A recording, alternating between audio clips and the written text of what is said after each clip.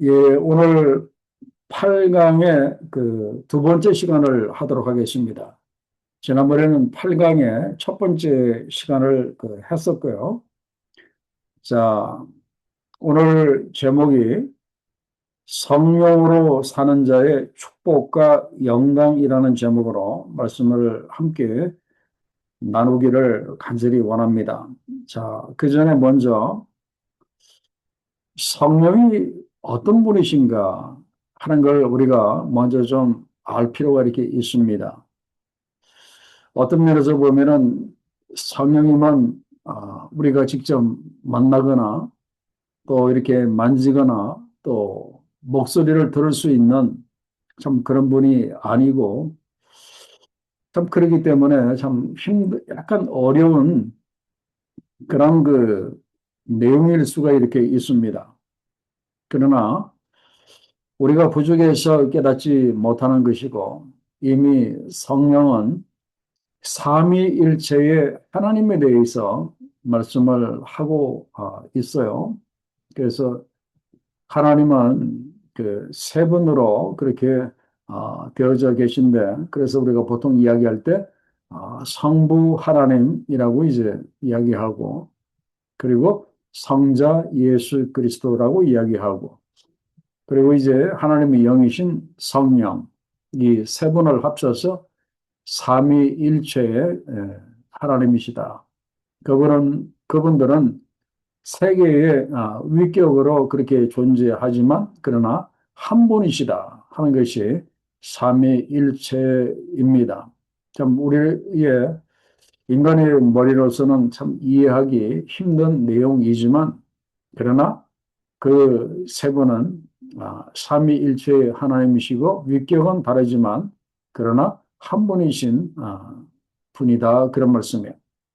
자, 성령이 계시는데 그 예수께서 이 땅에 오셔서 공생애 동안 사역을 잘 감당하시고 그리고 그 십자가에 달려 돌아가심으로 인해서 우리의 죄를 용서해 주시고 또 부활하심으로 우리의 죽음의 문제를 해결하시고 우리들에게 영생을 이렇게 주셨습니다. 그리고 이제 아, 부활 승천하시면서 그 제자들에게 맡기신 그 사명이 만민 구원의 역사를 감당하도록 그 귀한 사명을 맡기셨습니다. 그런데 예수께서는 이미 하늘로 이제 올라가셔야 되고 제자들만 이제 덩그러니 땅에 남게 됩니다. 옛날에 예수께서 함께 하실 때는 예수께서 힘이 되어 주셨지만은 이제 제자들만 이렇게 남았기 때문에 제자들을 도와주시기 위해서 예수께서 보혜사 성령을 보내 이렇게 주셨어요. 그래서 그 성령께서 제자들 가운데 오셔서 특별히 사도행전 2장의 말씀을 보면은 그 성도들이 기도할 때 불같은 그런 성령의 강림의 역사가 이제 일어났습니다. 그래서 예수님 이후에 성령께서 이제 그 사역을 하시게 되었는데 그 사역의 범위를 본다면은 예수께서는 육신의 몸으로 이 땅에 오셨기 때문에 주로 그 갈릴리 지방에 그리고 그 예루살렘에서 그 사역을 이제 그 감당을 그렇게 하셨습니다. 그런데 그 보혜사 성령으로 오신 성령님은 이렇게 다르십니다. 그분은 하나님의 영이시기 때문에 전 세계에 동시적으로 사역을 하실 수 있는 분이 그 성령이십니다. 자, 그 성령께서 이제 오셔서 만민 구원의 역사를 이제 이루고 계시는데 이 일을 하기 위해서 우리를 부르셨어요. 우리가 이제 구원을 부름을 받았다 이제 그런 말씀입니다. 그렇기 때문에 제자들을 도우시기 위해서 성령을 보내어 주신 것처럼 우리도 세계 선교 땅끝까지 예수 그리스도의 복음을 전하고 사람들을 구원하는 이 역사를 감당하려면 당연히 절대적으로 우리가 성령을 의지해야 한다 그런 말씀이에요. 그래서 지난 시간에 우리가 8강의 그 첫 번째 강의에서 우리가 무엇을 봤습니까? 성령을 삶의 동력으로 삼아야 한다라고 지난 시간에 제가 말씀을 드렸습니다. 그래서 성령을 삶의 동력으로 우리가 삼고 성령과 더불어 살아갈 때 성령께서 우리들에게 주시는 축복과 그리고 영광이 무엇인가를 우리가 함께 생각해 봤으면 좋겠습니다. 자, 먼저 그 1번을 이렇게 보시면은 먼저 성령의 빚진 자로서 우리가 어떤 삶을 우리가 살아야 하는가를 먼저 한번 생각해 보겠습니다. 우리는 하나님의 은혜의 빚진 자고 예수 그리스도의 십자가의 그 은혜의 빚진 자입니다. 그런데 우리가 성령의 그 빚졌다라는 이야기는 사람들이 별로 하지 않는데, 그러나 우리가 성령에 분명히 그 빚진 사람들입니다. 그래서 제가 참고로 드린 그 내용을 보시면은 우리가 왜 성령에 어떤 빚을 지었는지 그 내용이 이렇게 나옵니다. 첫째는 무엇인가 하면은 성령께서 우리를 살리셨기 때문에 그렇습니다. 그래서 성령께서 우리를 이렇게 살리셨는데, 아,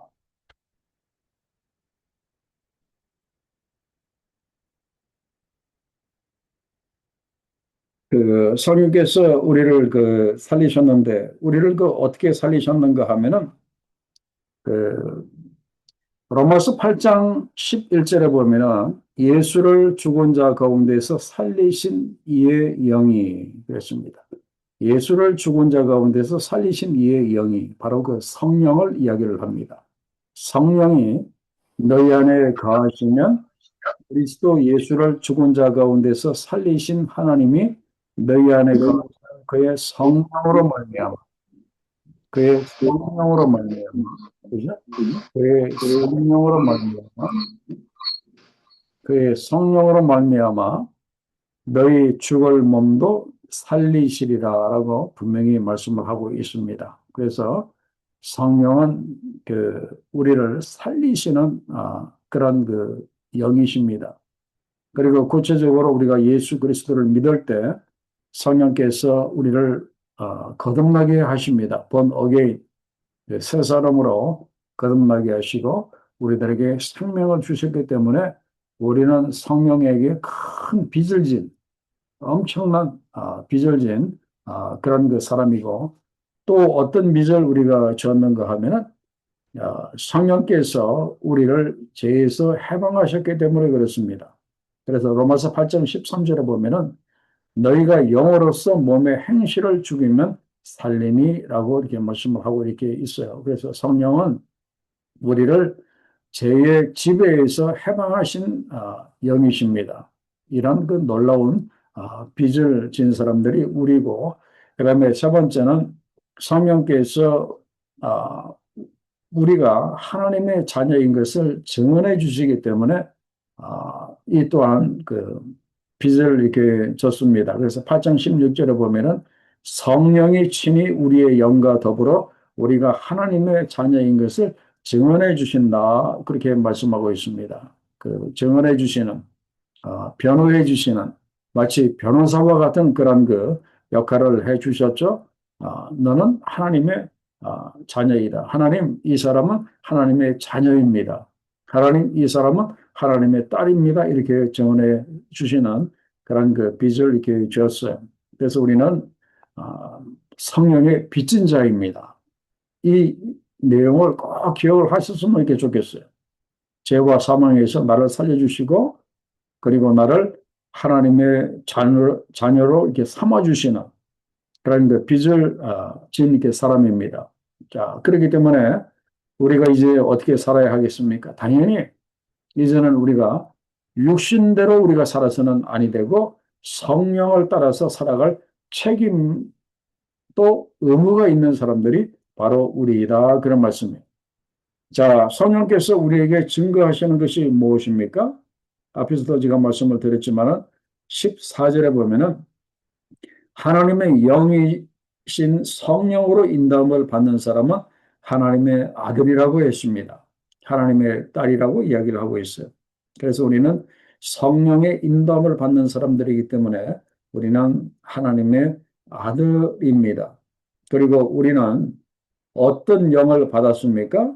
우리는 양자의 영을 받은 사람들입니다. 종의 영을 받지 아니하고 옛날에는 종의 영을 받았던 사람들입니다. 사단 마귀에게 끌려다니고 마귀의 종으로 살던 우리가 이제는 성령을 통해서 양자의 그 영을 받았으므로 우리가 하나님의 아들로 우리가 양자가 되었다. 그러니까 그렇게 어댑트 되었다. 그런 말씀이에요. 그렇기 때문에 우리가 하나님을 아버지라고 부를 수 있게 되었다. 그런 말씀입니다. 그래서 우리가 여기서 중요한 그 내용은 제가 천문적으로 드린 그 내용을 이렇게 보시면은 신앙의 정체성에 대해서 이게 나오는데 우리 신앙의 아이덴티티 참 이렇게 중요하죠. 우리 신앙의 아이덴티티, 내가 하나님의 사람으로서 신앙인으로서의 그 아이덴티티는 우리가 어디에서 찾아야 하는가? 중요한 내용은 행위에서 우리가 찾으면 안 됩니다. 그죠? 먼저 이 관계에서 우리가 찾아야 됩니다. 이 관계라고 하는 것은 하나님과 우리 사이의 그런 그 관계. 하나님은 우리의 아버지이시고 우리는 그분의 그 아들이고 하나님은 우리의 주이시고 그리고 우리는 그분의 백성인 이 아이덴티티 그런 그 관계 속에서 우리가 이 아이덴티티를 찾는 것이 굉장히 중요하다 그런 말씀이에요. 그렇기 때문에 우리가 항상 이 생각을 해야 될 것이 신앙의 중요한 그 기준은 내가 얼마나 신앙생활을 잘 하는가 그것도 중요하지만 그것보다도 더 중요한 것은 내가 누구의 자녀인가 하는 것이 참 중요해요. 그렇기 때문에 이전에 여러분들이 신앙생활 하시면서 나는 하나님의 아들이다. 나는 하나님의 딸이라고 하는 그리고 하나님은 내 아버지이시다고 하는 이 분명한 이 확신 속에서 우리가 살아야 한다. 그런 말씀이에요. 그런데 이것이 되지 아니하고 우리가 신앙생활을 하면서도 이 율법적인 신앙으로 살게 되면 어떻게 됩니까? 늘 마음이 불안합니다. 참 이렇게 불안해요. 이 말씀을 지켜야 한다는 이 강박관념, 그리고 내가 신앙생활을 정말 잘해야 한다고 하는 이 강박관념, 그리고 그거 하지 못함에 따른 이 자기 정죄로 인해서 늘 마음이 이렇게 불안합니다. 그 율법적인 그런 그 신앙은 하나님과 나 사이의 그런 아버지와 아들로서의 그런 은혜로운 인격적인 사랑의 관계가 없기 때문에 신앙생활을 하면서도 늘 불안합니다. 그러나 성령의 그 인도하심을 우리가 받을 때 우리는 하나님의 아들이라고 하는 그 확신을 이렇게 줍니다. 자, 그다음에 그 3번을 이렇게 보시면은 구원의 확신은 감정이 아니라 성령의 증언에 근거한다 그랬습니다. 자, 감정이 아니라 내가 구원을 받았는지 안 받았는지 이 확신이 내 감정으로 그렇게 결정되어서는 안 된다 그런 말씀. 내가 참 영적으로 좋을 때는 내가 구원받은 것 같아요. 근데 내가 영적으로 힘들고 어려우면 나는 구원 또 안 받은 것 같네. 이렇게 감정으로 내 구원이 그렇게 결정이 되고 그렇게 해서는 아니 되고 이 구원의 확신은 누가 주시는 것인가 하면은 성령께서 주신다고 하는 사실을 우리가 분명히 알아야 합니다. 그래서 성령이 친히 우리의 영과 더불어 증언하시니 분명히 앞에서 말씀하고 있잖아요. 그죠? 성령이 친히 우리의 영과 더불어 우리가 하나님의 자녀인 것을 증언해 주신다. 바로 그 16절이죠. 이 말씀을 또 이렇게 이해할 수가 있어요. 성령이 친히 우리의 영과 더불어 우리가 구원받은 것을 증언해 주신다. 그런 말씀이에요. 그래서 구원의 확신은 자기 확신, 자기 의, 그리고 감정의 기복에 의한 것이 되어서는 절대로 안 되고요. 무엇입니까? 성령의 객관적인 증언에 의해서 우리가 확신을 우리가 가져야 한다. 그런 말씀이에요. 자, 그러다가 보면은 구원의 확신이 흔들릴 수는 있어요. 이 성령을 통해서 이 객관적인 증언을 우리가 듣고 받기가 참 어렵기 때문에 구원의 확신이 흔들릴 수는 있어요. 그러나 성령께서 객관적으로 너는 구원받은 하나님의 사람이라고 증언을 해 주시기 때문에 우리가 받은 이 구원은 무너질 수 없다. 그런 말씀이에요.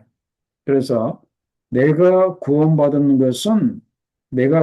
것을 성령이 객관적으로 증언해 주신다. 그런 말씀. 하나님께 증언해 주시고 그리고 또한 나 자신에게 성령께서 계속해서 증언해 주십니다. 그러면서 성령이 끊임없이 나에게 이런 말씀을 하십니다. 너는 구원받은 하나님의 자녀이다. 너는 구원받은 하나님의 딸이다. 하루에도 수십 번씩 일하는 것을 계속해서 말씀을 하세요. 이것이 바로 우리 신앙의 그 힘이 되는 거예요. 그리고 네 번째로 그 성도의 삶은 증명이 아니라 따라감이라고 말씀을 하고 있는데 14절에 보면은 인도함을 받는 사람이라고 그 표현이 이렇게 나와 있습니다. 이 인도함을 받는 사람이라고 하는 이 뜻은 우리가 신앙생활을 하면서 완전해지라, 온전해지라 그런 뜻이 아니에요. 아니 세상에 신앙생활을 하면서 이 퍼펙트하게 완전히 그렇게 신앙생활을 할 수 있는 사람이 누가 있겠어요? 없죠. 이 인도함을 받는다고 하는 것은 이 의존함을 이렇게 말합니다. 의존하라 그런 말씀. 그래서 자녀인 우리는 아버지를 신뢰하면서 따르는 것이지 내가 하나님의 아들이라는 것을 매일 이렇게 증명해서는 증명하지 않는다 그런 말씀. 아니 증명 자체가 이렇게 힘들죠. 그런데 옛날에 마틴 루터가 그 종교 개혁을 하기 전에는 그 18개의 그 계단의 무릎에 피가 날 정도로 그렇게 올라가면서 자기가 하나님의 그 사람이라고 하는 것을 증명하기 위해서 굉장히 그렇게 고행을 이렇게 많이 했습니다. 그런데 그거는 너무나 어렵고 할 수도 없는 길이에요. 그래서 그 루터가 영접한 말씀이 의인은 믿음으로 말미암아 살리라 하는 이제 그런 그 내용이었어요. 그래서 우리 성도의 삶은 내가 하나님의 백성이라고 하는 것을 증명해 보이려고 하는 그 삶이 아니라 그건 할 수 없는 거예요. 그것이 아니라 하나님을 온전히 의존하고 따라가는 것이 그 신앙생활이다 하는 거예요. 바로 이 중요한 이 내용이 어디 있는가 하면 14절로부터 16절에 이 말씀에 이렇게 들어가 있습니다. 그래서 자 정리합니다. 성도의 삶이라고 하는 것은 두려움으로 하나님을 섬기는 종이 아니다. 그런 말씀이에요. 오히려 성령의 증언 속에서 너는 구원받았다. 너는 하나님의 아들이라고 증언해 주시는 그 증언 속에서 담대하게 아버지를 부르고 그리고 성령의 인도함을 받는 그 삶이 바로 성도의 삶이라고 하는 것을 우리가 분명히 알아야 돼요. 그래서 여러분들 이런 확신이 있으셔야 돼요. 이런 확신이 있으면 나는 구원받았고 나는 하나님의 그 자녀라고 하는 이 분명한 이 확신을 성령께서 매일마다 나에게 증언해 주시고 나에게 이런 확신이 있으면은요, 제일 먼저 예배가 달라집니다. 예배 드리는 것이 얼마나 그 기쁜지 몰라요. 그리고 기도가 굉장히 깊어집니다. 옛날에는 그냥 형식적으로 그냥 한 몇 번 정도 기도하다가 그냥 마치고 그랬던 사람이 이제는 기도가 아주 그 깊어지고 그리고 이런 분들에게 고난이 없는 건 아니죠. 역시 고난은 있어요. 그러나 고난 속에서 그 담대함이 있습니다. 내가 하나님의 백성이고 내가 구원받았다고 하는 이 확신이 있고 성령께서 증언해 주시기 때문에 고난 속에서 담대함이 있고 그리고 내가 죄와 싸우는 동기가 너무나 분명해집니다. 나는 하나님의 거룩한 백성이기 때문에 나는 거룩함을 유지하기 위해서 죄와 반드시 싸워야 한다고 하는 이 동기가 너무나 분명해진다. 그런 말씀이에요. 자, 그 다음에 하나님의 자녀로서 특권과 의무가 이렇게 무엇입니까? 그랬습니다. 자, 특권은 뭡니까? 17절에 보면은 자녀이면 또한 상속자, 하나님의 상속자라고 했습니다. 이건 바로 우리가 받은 특권 중에 특권입니다. 하나님의 상속자가 되었다. 하나님의 상속자라고 하는 것은 뭡니까? 하나님의 모든 것을 상속받는 사람이다. 그런 말씀입니다. 얼마나 귀한 축복입니까? 그리고 또한 그 의무는 무엇입니까? 하나님의 자녀로서의 그런 그 의무는 그 마가복음 10장 29절에 나와 있는 것처럼 나와 복음을 위하여 집이나 형제나 자매나 어머니나 아버지나 자식이나 전토를 벌인 자는 그리고 갈라디아서 2장 20절에 내가 그리스도와 함께 십자가에 못 박혔나니 하는 이런 그 의무. 그래서 우리가 그 하나님의 자녀로서의 그런 특권과 의무에 대해서 오늘 17절, 18절에서 이야기를 하고 이렇게 있습니다. 그래서 특히 17절 하반절의 말씀을 우리가 좀 깊이 알 필요가 있어요. 우리가 그와 함께 영광을 받기 위하여 고난도 함께 받아야 할 것이니라. 그죠? 그래서 이제 이러한 것을 이제 영어로 이제 목사님들이 설교하면서 No cross, no glory. 십자가 없는 영광은 없다. 그러나 십자가의 길에 영광이 있다는 이 말씀을 많이 이렇게 하십니다. 그래서 우리는 살아가는 동안에 하나님께서 우리가 이 땅에 살아가는 동안에도 우리들을 영광스럽게 하십니다. 그죠? 우리를 영광스럽게 하십니다.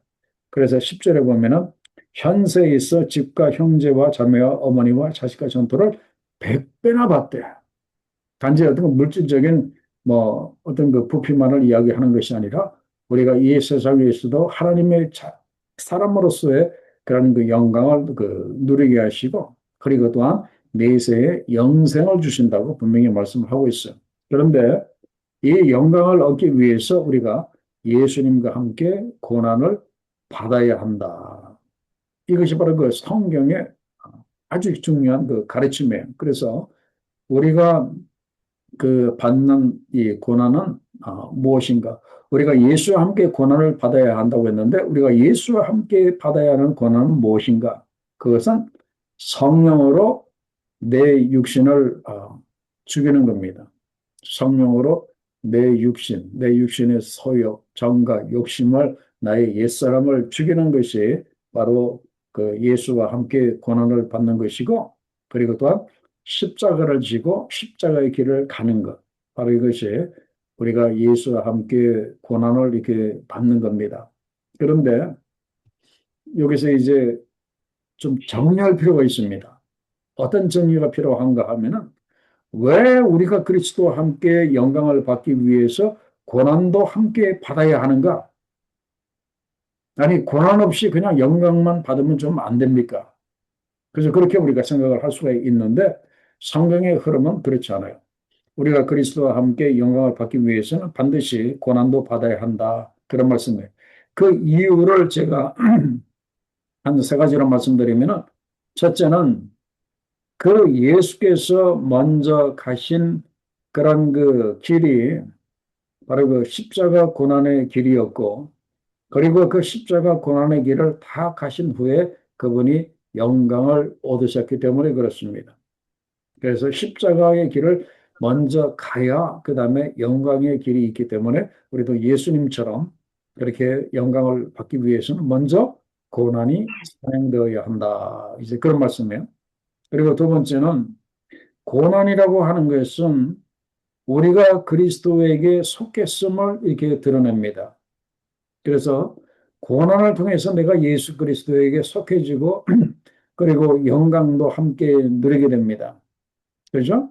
그렇기 때문에 당연히 우리가 그리스도에게 속하면서 그분의 영광을 받기 위해서는 우리가 당연히 기꺼이 고난도 받아야 한다. 그런 말씀. 그래서 고난 없는 영광은 없습니다. 그리고 세 번째는 뭡니까? 고난은 우리를 그리스도의 형상으로 우리를 빚어줍니다. 그리스도의 모습을 담도록 합니다. 여러분 한번 생각해 보세요. 나같이 이렇게 부족하고 이런 사람이 그리스도의 형상으로 빚어진다고 하는 것이 얼마나 대단한 그 영광입니까? 큰 영광이죠. 그래서 이상의 그 내용을 통해서 우리가 고난을 통해서 그리스도를 닮아가게 되고, 그리고 마지막에는 그분과 함께 하늘의 영광을 누리게 된다 하는 것을 여러분들이 꼭 기억하시고, 여러분 삶에 고난이 있습니까? 피하려고 하지 마시고, 내가 이 고난 통해서 영광에 이른다는 확신 속에서 고난을 잘 참으시기 바랍니다. 그 다음에 2번을 보면은, 자, 피조물이 고대하는 바가 무엇입니까? 그랬는데, 거기에 보면은 먼저 21절을 먼저 보세요. 거기에 보면은 피조물들이 바라는 것이 있다 그랬습니다. 뭐 피조물이 뭡니까? 우리 눈에 보이는 뭐 산이라든지 바다라든지 강이라든지 뭐 나무라든지 이러한 것들도 바라는 것이 있다 그런 말씀이에요. 뭘 바라는가 하면은 피조물도 썩어짐의 종로로 단 데서 해방되어 하나님의 자녀들의 영광의 자유에 이르기를 원한다 그랬어요. 참 놀라운 그 표현인데, 자, 지금 현재 우리 인간을 제외한 그 피조물들이 썩어짐의 종로로 타고 있다 그랬습니다. 이 썩어짐이라고 하는 것은 이 환경 오염을 이제 이야기할 수가 있고, 이 지구를 한번 보세요. 환경 오염이 대단하지 않습니까? 그리고 기상의 이변이라든지 또 자연재해라든지 뭐 여기저기서 지진이 일어나고 뭐 화산 폭발도 일어나고 그리고 제가 살고 있는 이 미국에서 위에 보면은 이 캐나다가 있지 않습니까? 요즘 캐나다 쪽은 뭐 온 나라 전 거의 대부분이 뭐 이렇게 산불이 나가지고 난리 그런 난리도 없습니다. 그러니까 피조물들도 이 썩어짐의 종로로 탄 데에서 탄식하고 있는 거예요. 피조물이 탄식을 하고 있어요. 그래서 피조물들이 그들은 뭐 인격제도 아니지만 22절에 보면은 피조물이 다 이제까지 함께 탄식하고 있고 함께 그 고통을 그것들도 이제 겪고 있다 그런 말씀이에요. 그러면서 피조물들이 간절히 바라는 것이 있습니다. 그것이 무엇인가 하면은 하나님의 아들들이 나타나는 것. 그리고 하나님의 자녀들의 영광의 자유에 이르는 것. 이것은 쉽게 말씀드리면 우주적인 구원의 역사를 지금 그 이야기를 합니다.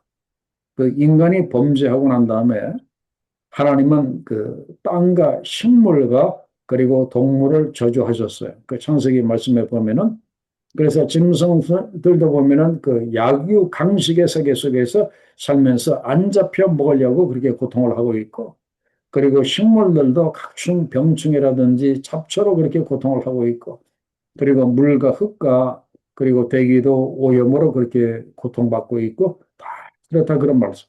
이렇게 고통하고 있는 이런 그 피조물들이 무엇을 기다리고 있는가 하면은 이 땅에 새 하늘과 새 땅이 이루어지기를 바다도 원하고 있고, 산들도 원하고 있고, 다 바닷속에 살고 있는 물고기들도 다 원하고 있다. 그런 말씀이에요. 그죠? 하나님의 아들들이 나타나기를 이렇게 기다리고 있다. 그런 말씀. 그래서 이 하나님의 아들들이 나타나는 때가 언제인가 하면은 바로 그 휴거한 성도들이 예수 그리스도와 함께 이 땅에 나타나서 이 세상에 천년 왕국을 이루는 것. 그 요한계시록에서 그 예언한 그때를 그 이야기를 하죠. 그래서 그때가 되면은 이 땅에 새하늘과 새 땅 천년 왕국이 이루어지면은 그 요한계시록에 보면은 어떤 일이 벌어진다고 했습니까? 그때는 어린 양과 이리가 함께 뛰어놀고 그리고 사람이 독사의 굴에 손을 넣어도 물리지 않는 그런 날이 온다고 했습니다.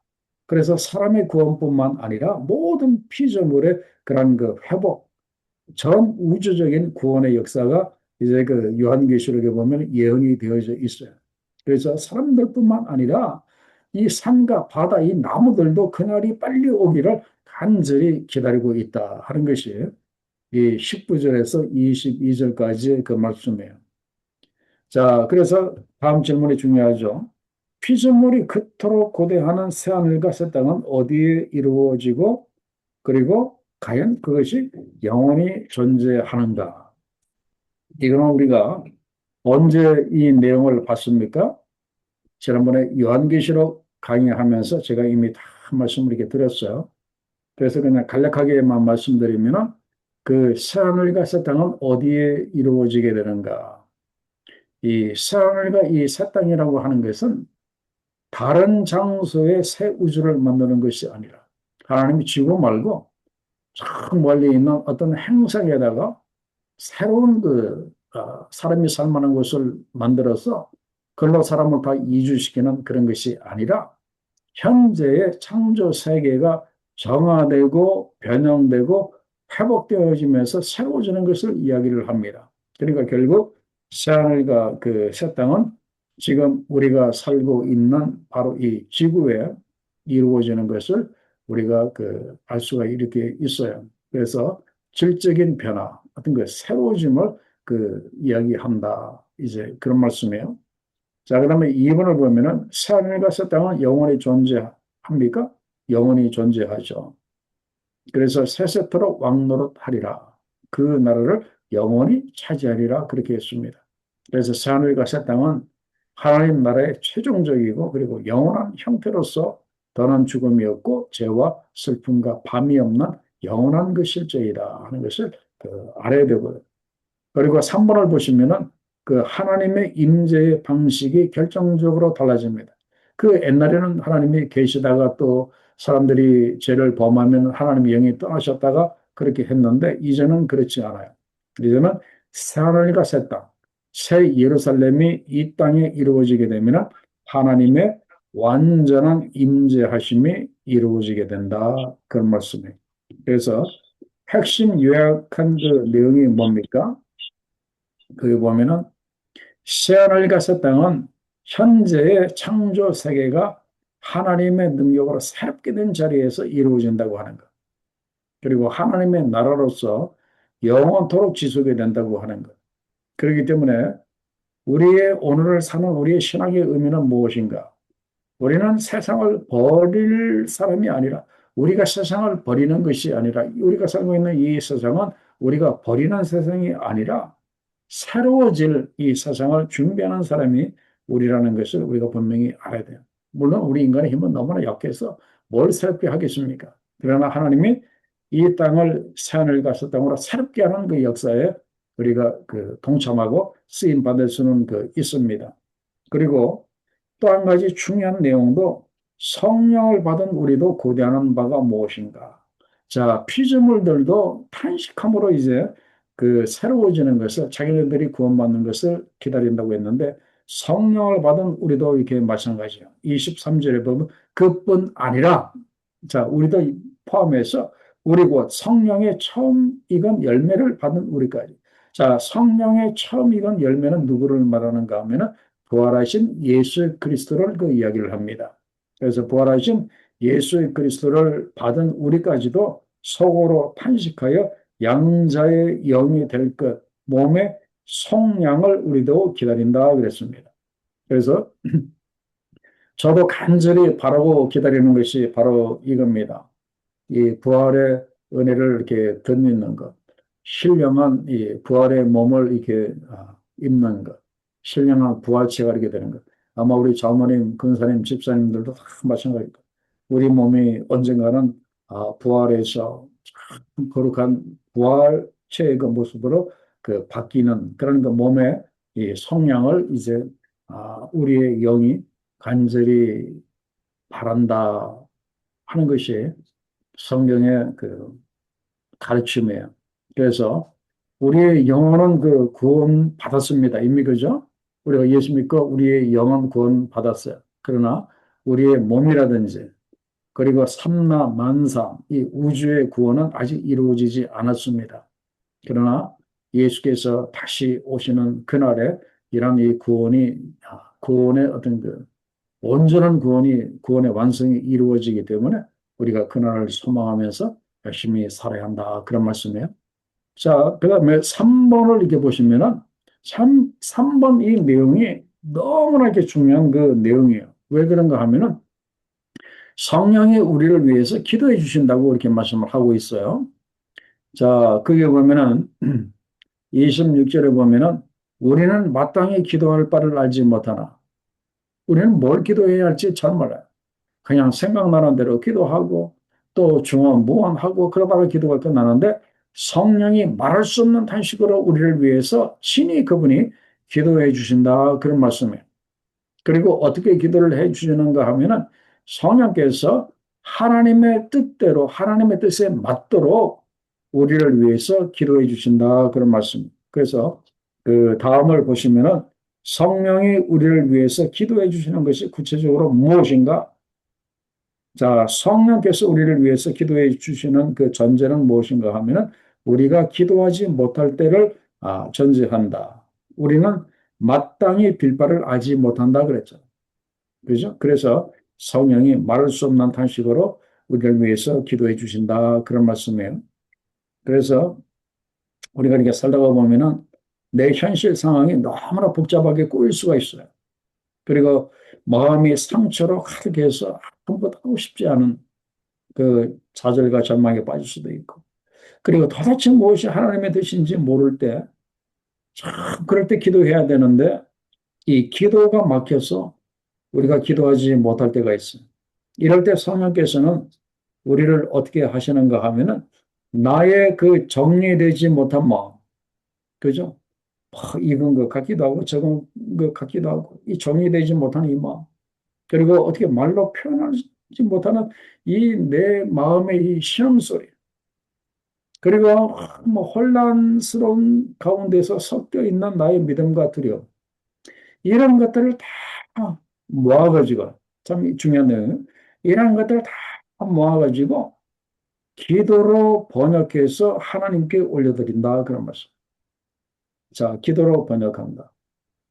참 이게 중요한데 성령이 우리의 강구, 우리가 또박또박 100% 정확하게 기도하면 좋을 터인데 그렇지 못해요.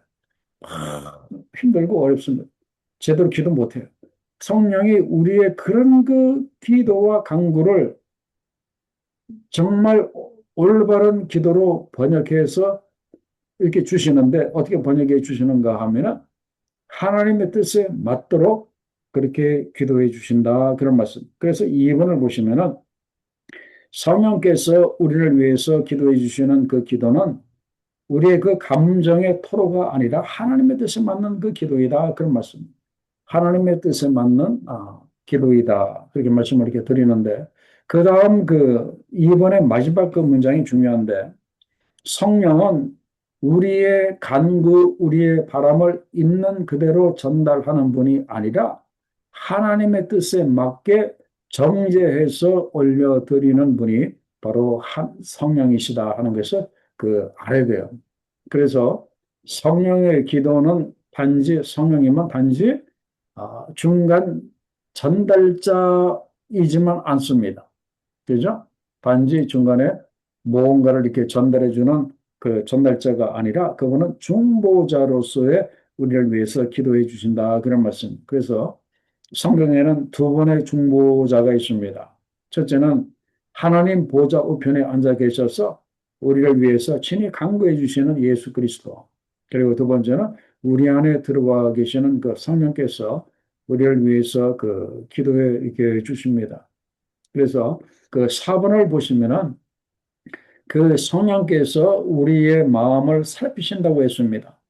이 우리의 마음을 살피신다고 하는 것은 뭘 살피시는가 하면은 우리의 그 기도를 살피시는데 우리의 기도가 때로는 그 뒤섞여 있습니다. 이 앞뒤가 안 맞고 내가 뭘 구하는지도 모르면서 그렇게 기도하고 아주 미숙하게 그렇게 기도합니다.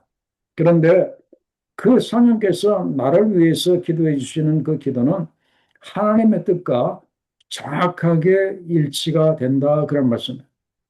그래서 나는 뭘 위해서 기도해야 할지도 모르고 도저히 몰라서 그냥 중언부언하고 있는데 그 성령이 나를 위해서 기도해 주시는 그 기도는 하나님 앞에서 오해되지도 않고 거절되지도 않고 반드시 응답의 길로 이어진다. 그런 말씀이에요. 그래서 성령이 나는 도대체 뭘 위해서 기도해야 할지 모르는데 그분이 나를 위해서 나의 모든 것들을 종합해서 나를 위해서 기도해 주시면 결국 응답의 길로 이제 나를 인도하신다. 그런 말씀이에요. 그래서 이 성령의 그 기도가 있었다고 하는 이 증거가 있습니다. 성령께서 나를 위해서 기도해 주셨다고 하는 세 가지 분명한 그 증거가 그 5번에 보면 나와 있습니다. 첫째는 이해되지 않지만 결국 선으로 이끌리는 과정입니다. 자, 어떤 응답이 왔습니다. 참 힘들고 어려운 그 현실을 내가 지내고 있는데 응답이 왔어요. 근데 이 응답이 이렇게 온 것이 이해가 안 됩니다. 왜 이런 응답을 주셨는지 도저히 내 머리로 이해가 안 돼요.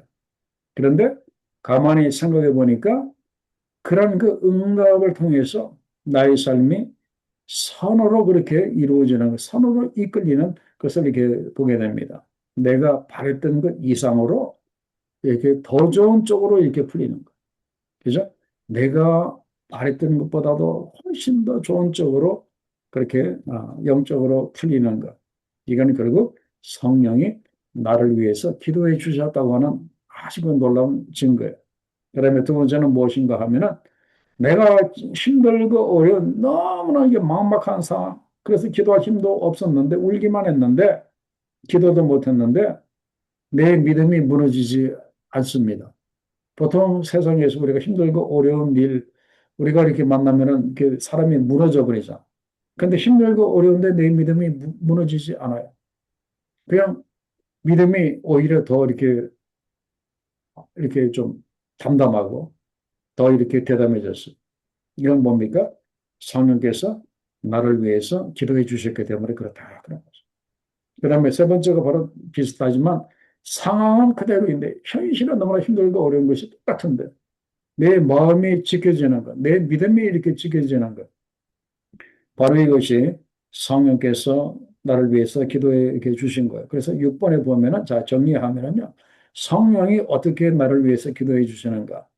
성령이 우리를 위해서 기도하신다고 하는 것은 우리가 마땅히 무엇을 구해야 할지 모를 때 우리 안에 거하시는 성령께서 우리의 연약함과 탄식을 하나님의 뜻에 맞는 기도로 바꾸어 하나님께 확실하게 상달되게 하신다. 그런 말씀이에요. 상달되게 하신다. 그래서 성령은 언제 우리를 위해서 기도하시는가? 이것도 알 필요가 있습니다.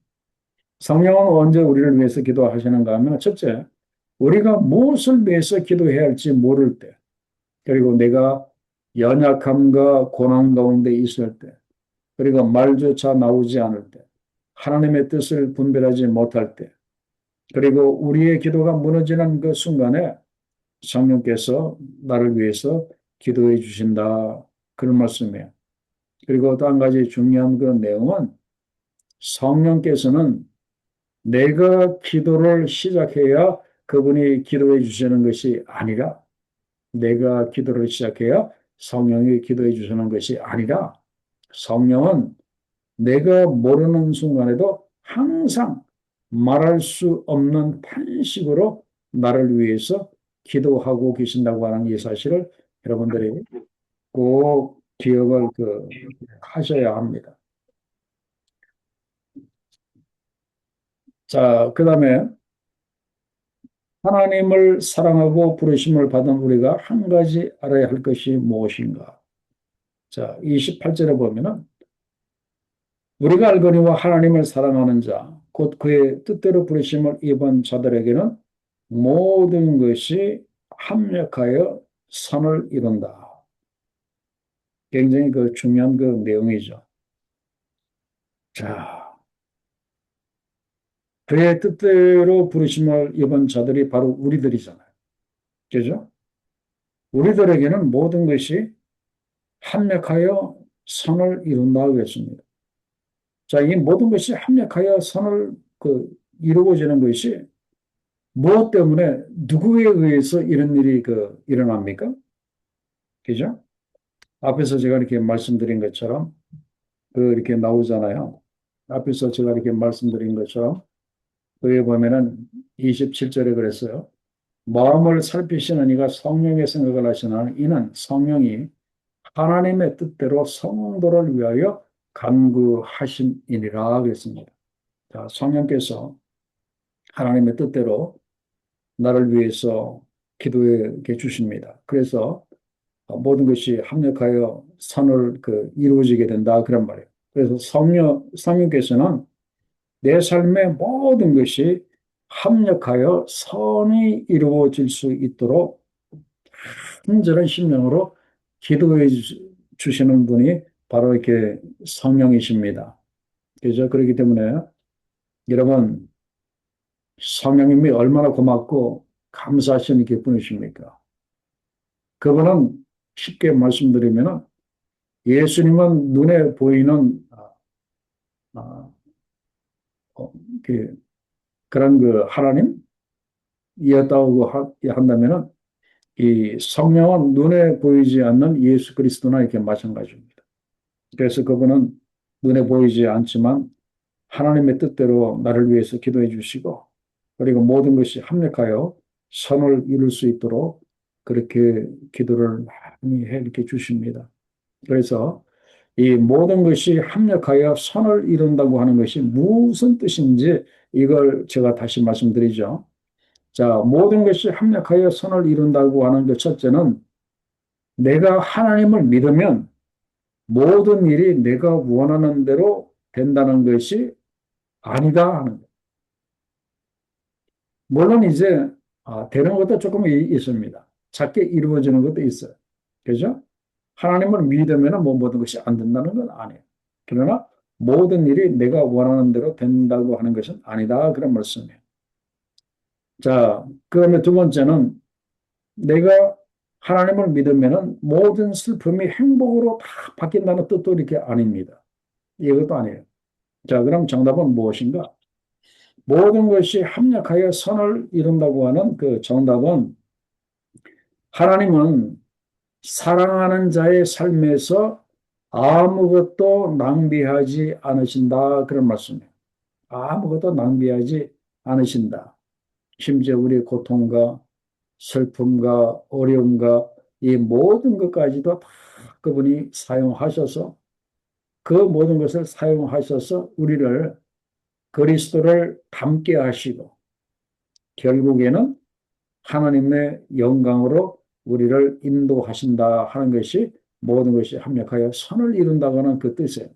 그래서 우리의 모든 것을 우리의 슬픔과 고통과 괴로움까지도 그분이 사용하셔서 우리를 그리스도를 닮게 하시고 바로 29절에 나와 있잖아요.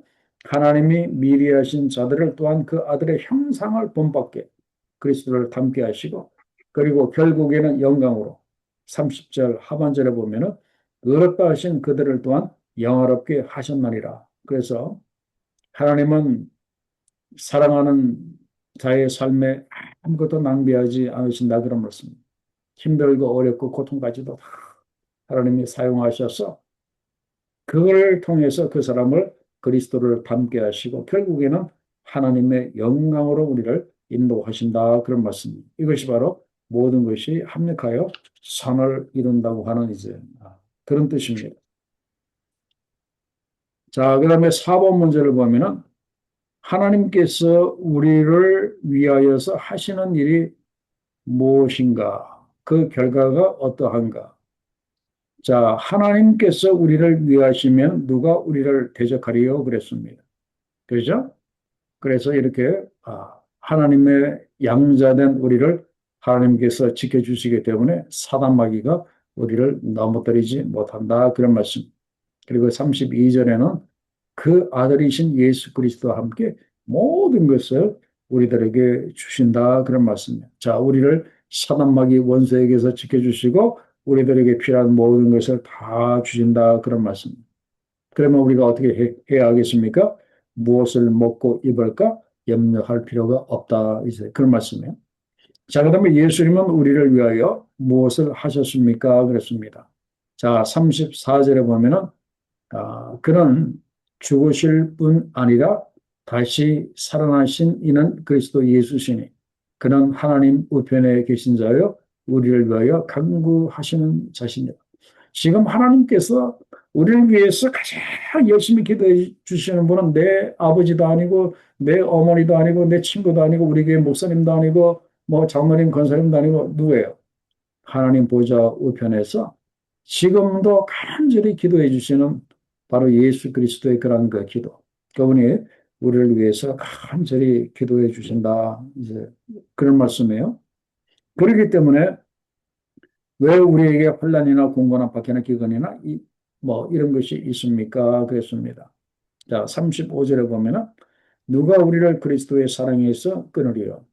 하나님 보좌 우편에서 이렇게 간절한 심령으로 우리를 위해서 기도해 주시는 예수 그리스도가 계신데 감히 누가 우리를 그리스도의 사랑에서 우리를 끊을 수 있으리요. 아무것도 우리를 끊을 수 없다. 그런 말씀이에요. 근데 사단 마귀가 하는 짓이 바로 이겁니다. 어떻게 하면은 우리를 그리스도의 사랑에서 우리를 끊으려고 합니다. 하나님의 사랑을 의심하게 만들려고 합니다. 그래서 너가 배가 고픈데 그래도 하나님이 너를 사랑한다고 그렇게 말할 수 있느냐? 너가 그렇게 몸이 아픈데 그래도 이 하나님을 믿겠느냐? 너가 그렇게 헐벗고 그렇게 매맞고 있는데도 너가 하나님의 사랑을 믿느냐 하면서 계속해서 그리스도의 사랑에서 우리를 끊으려고 하는 것이 사단 마귀가 그렇게 한다. 이제 그런 말씀이에요. 그러나 그 주께서는 하나님 보좌 우편에서 우리를 위해서 간절히 기도해 주시고 그리고 우리 마음에 들어와 계시는 주의 성령께서 우리를 지켜주고 계십니다. 그래서 결론이 뭡니까? 그 마지막 질문에 보면은 하나님의 절대적인 사랑을 확신하는 사람은 어떻게 살아갑니까? 그랬습니다. 자, 37절에 보면은 그러나 그랬습니다. 자, 36절에서는 뭐라고 했습니까? 거기 보면은 우리가 종일 주를 위하여 죽임을 당하게 되며 도살 당할 양같이 여김을 받는나이다. 참 우리의 신앙생활이 참 쉽지 않고 너무나 힘들고 어렵다 그 얘기죠. 그러나 37절에 그러나 이 모든 일에 우리를 사랑하시는 예수 그리스도로 말미암아 하나님으로 말미암아 우리가 마침내 이긴다, 승리한다라고 분명히 이야기를 합니다. 그죠?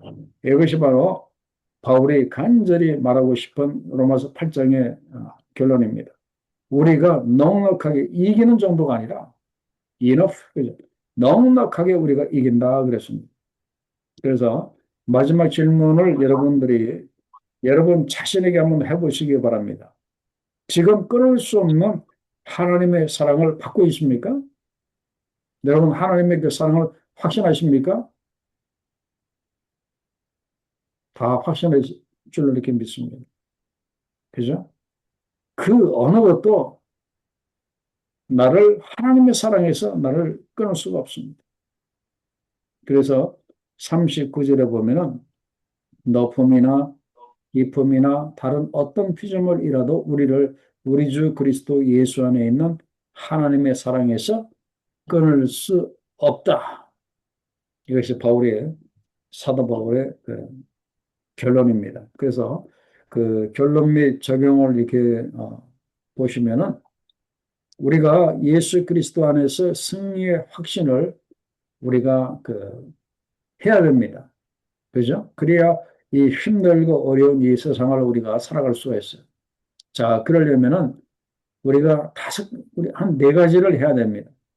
우리가 그리스도 안에서 승리의 확신을 가지고 우리가 승리하는 삶을 우리가 살아가려면 제일 먼저 하나님이 내 편이라고 하는 이 사실을 믿어야 됩니다. 하나님은 내 편이다. 그죠? 그리고 두 번째로 뭡니까? 예수님이 나를 위해 죽으시고 부활하셔서 지금 나를 위해서 하나님 보좌 우편에서 기도해 주신다고 하는 이 사실을 믿으셔야 돼요. 그리고 세 번째는 지금 내 안에 들어와 계시는 성령께서 말할 수 없는 탄식으로 나를 위해서 기도해 주고 계신다고 하는 이 사실을 믿으셔야 돼요. 그리고 네 번째는 뭡니까? 모든 것이 합력하여 선을 이루게 하신다고 하는 것. 예수 그리스도를 닮게 하시고 그리고 하나님의 영광에 들어가게 하신다고 하는 이 사실. 이 네 가지를 여러분들이 꼭 기억하시고 이걸 믿으셔야 돼요. 그죠? 하나님은 내 편이시고 예수께서 나를 위해서 기도해 주시고 성령께서 나를 위해서 기도해 주시고 그리고 결국에는 모든 것이 합력하여 선을 이루게 된다고 하는 이 확신을 여러분들이 할 때, 여러분들이 믿으실 때 우리가 그리스도 안에서 승리의 확신을 우리가 할 수 있다 그런 거죠. 나는 절대로 지지 않는다. 나는 마침내 승리한다. 이런 그 확신을 우리가 갖게 된다 그런 말씀입니다. 그래서 지난 시간과 그리고 오늘 이 시간까지 이제 쭉 이어서 우리가 성령과 더불어 사는 사람이기 때문에 성령을 동력으로 우리가 이렇게 삼아야 되고 우리가 성령과 더불어 살 때 이러한 놀라운 이 은혜와 축복이 있다고 하는 이 사실을 꼭 여러분들이 기억하시고 이제는 여러분들이 성령과 더불어 사는 법을 여러분들이 배우시고 또 그런 삶을 또 체험하시고 또 실제적으로 성령과 더불어 이렇게 사시는 여러분들 모두가 다 되시기를 우리 주의 이름으로 간절히 축원합니다. 자, 기도하겠습니다. 아버지 하나님과 사랑을 감사를 드립니다. 하나님, 우리를 이 땅에 고아처럼 버려두지 아니하시고 보혜사 성령이신 이제 성령님을 보내어 주셔서 우리를 이렇게 지키시고 이제 보호해 주시고 우리를 위해서 말할 수 없는 이 탄식으로 우리를 위해서 기도해 주시고 늘 승리하는 삶을 살아갈 수 있도록 우리를 인도해 주셔서 너무나 감사합니다.